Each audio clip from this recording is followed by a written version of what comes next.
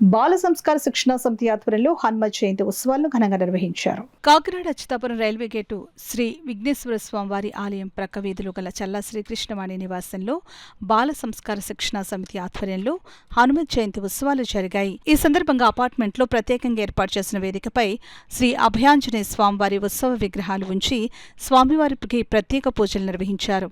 హనుమ జయంతిని పురస్కరించుకుని బాల సంస్కార శిక్షణ సమితి చిన్నారులు హనుమ చాలీసా పారాయణ కార్యక్రమం జరిగింది. పెద్ద సంఖ్యలో పాల్గొన్న చిన్నారులు అంతా 108 సార్లు హనుమ చాలీసా పారాయణ చేశారు.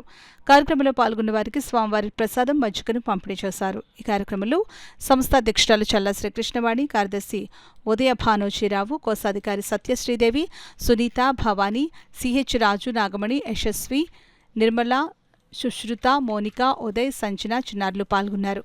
హనుమాన్ జయంతి సందర్భంగా బాల సంస్కార శిక్షణ సమితి ఆధ్వర్యంలో ఈరోజు మేము హనుమాన్ జయంతి చాలా ఘనంగా పిల్లల ద్వారా నిర్వహించాం. పిల్లలందరూ చాలా ఉత్సాహంగా 108 సార్లు ఇంచుమించుగా అందరం కలిపి హనుమాన్ చాలీసా అనేది పారాయణం చేశాము.